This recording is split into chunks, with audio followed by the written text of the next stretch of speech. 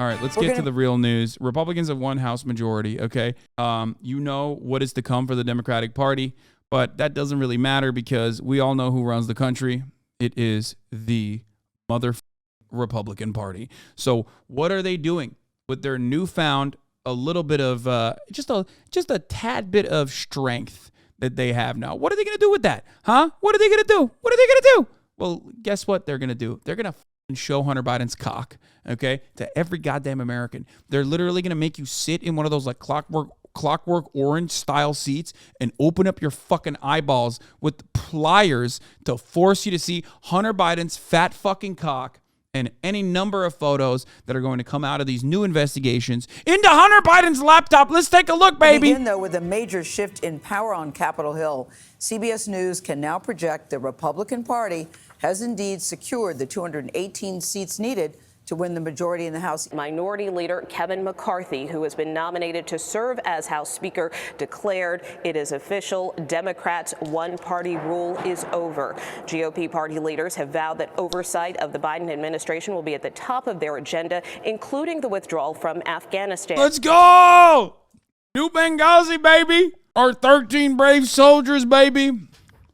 And Hunter Biden's overseas business dealings. They also plan to look into the origins of COVID. McCarthy will have to contend with a smaller than... Wait, hold up. Origins of COVID? That happened under Trump, didn't it? What does that even mean? What the fuck? They're going to be like, Joe Biden originated COVID, brother. This just drive even more moderates away. No chance anyone but Trump supporters want this shit. What? I mean, it's the MAGA dudes, but like, you know, Americans do still, especially like moderates, still love our troops. You know what I mean? They will fucking get on their hands and knees and suck off a troop unless they're homeless, in which case they will kill that homeless troop with a gun. But, you know, moderates other than that are always like, they love the dramatic posturing for the troops. You can also support them because you can recognize how they got fucked over. Yeah, we're not talking about that. You think... No, this guy in the chat said Republicans recognize how the moderate Republicans recognize how the troops got fucked over. Bitch, they don't give a fuck, dude. They're like, whatever, losers, win some wars first. Okay, that's the take. That's literally here. That's the heart of America take. Okay, yeah. We'll fucking do this to you when we see you in line in your fatigues for jalapeno poppers. Okay, yeah, you'll get into the airplane first. But, you know, you're on your own, bitch. The Republicans take the majority in the House, Manu. Yeah, and with that, the power of the committees and the power to set the agenda, which is why this is hugely significant. First of all, get ready for government shutdowns. Okay? Get ready for government shutdowns. Okay? So get ready for that. It's their favorite thing to do. And they don't care. You know why? Because they're already coming from districts that don't have, like, working sewage. So it doesn't even fucking matter to them if the government shuts down. They're like, I don't give a fuck. Literally, Alabama District 7 or whatever the fuck, right? I just made it up. But it's like, you know, who gives a fuck? He's like, yeah, I don't give a fuck. Half of my constituency shit in the outhouse, you know? I mean, clearly your best interest is hating America, so you hate the Republican Party, right? Wait, what? If my best interest is hating America, I would literally be more of a fan than the Republican Party than I would be of Osama bin Laden. Because if there's one force on this fucking planet that has been able to eviscerate American future prospects, it is the Republican Party. Democratic Party trails closely behind the Republican Party. But goddamn, there is no more successful force in like undermining all of the things that America could be doing and absolutely being just a fucking brutal force of evil for its own citizens than the Republican Party, okay? That's it. They're number one. They're number one and number two. Maybe the Democrats are like number three. That's how good they are. My district's in the middle of bulldozing low-income housing to build a multi-million-dollar tennis facility so more rich people move here. Tell me again how Republicans support troops, many of whom who have to live in low-income housing. By the way, this is Nashville. I feel like it'll be news when actual evictions start next year. Oh, dude. Republicans will literally, you know how like there was a lie that, you know, people were spitting on the veterans that were coming back from Vietnam? Republicans would unironically spit on veterans, okay? They would, as they're on their way out from being evicted from their low-income housing, okay? These motherfuckers don't give a shit, okay? And neither do the Democrats, really. I mean, holy fuck. For the next 2 years of the Biden administration. Remember, they ran on inflation. What is the first thing that they do now that they have the House? Hunter Biden's cock. The fuck? What happened? I thought you guys wanted to control inflation. Isn't that what you guys were running on? No.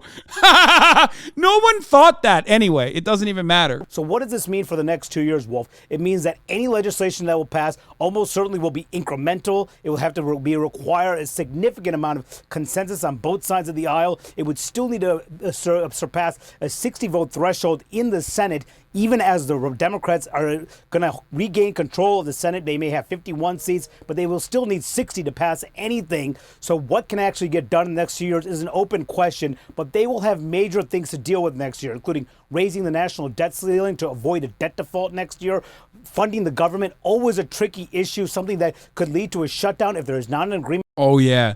Dude, oh my Republican Tea Party caucus members, Freedom Caucus members, dicks are getting hard thinking about shutting down the government. They love shutting down the government, okay? It's their favorite fucking thing. They get so much attention. It's so fucking sick.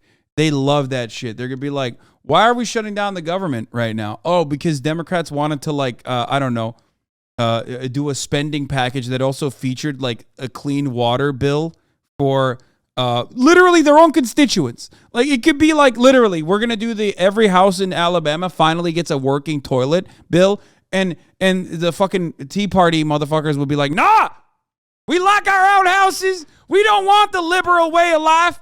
Fatty government spending. Get the fuck out of here. This is a major inflection point in Joe Biden's presidency. For his first 2 years in office, he has enjoyed control of from a Democratic perspective, of both the House. Yeah, he enjoyed it so hard. Remember when we had both the House and Senate? That was so sick. When the Democrats were just, oh my God, they were spending. They were out there fucking going, money machine go brr. Oh, wait, that didn't fucking happen because the Democratic Party was cucked from within.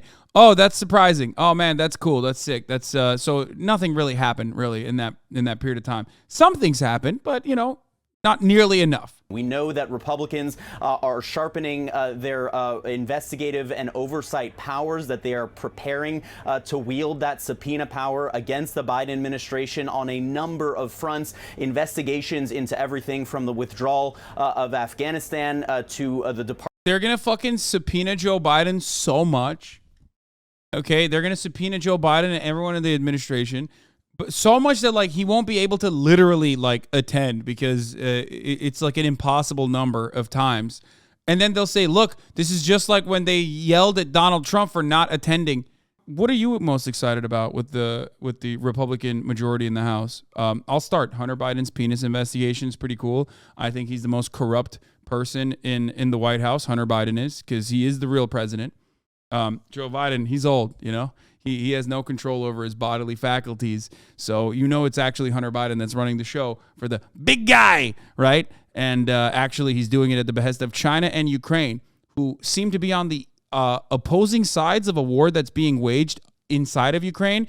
But also at the same time, simultaneously, they're actually together undermining American authority. They are afraid of America's riz, if you will. We'll see investigations into the Biden administration, investigations into the Afghanistan withdrawal, and it'll be something that the Biden administration will have to deal with. Democrats say in some ways maybe that won't be a terrible thing because it could show Republicans overreaching, right? Focusing on issues that don't necessarily benefit average Americans as they grapple with inflation and a tough economy. And does that make Biden sort of look like he's above? No, that will just only make Biden look bad. There is a reason why there was a dramatic sea change within American politics in the McConnell era. Obstructionist policies in the Republican Party are literally received positively, more positively than bipartisan compromise. Mitch McConnell literally said, I'm going to make sure Barack Obama is a one-term president. And since then, anytime they've held on to a majority in either the House of Representatives or the Senate, it's always the same.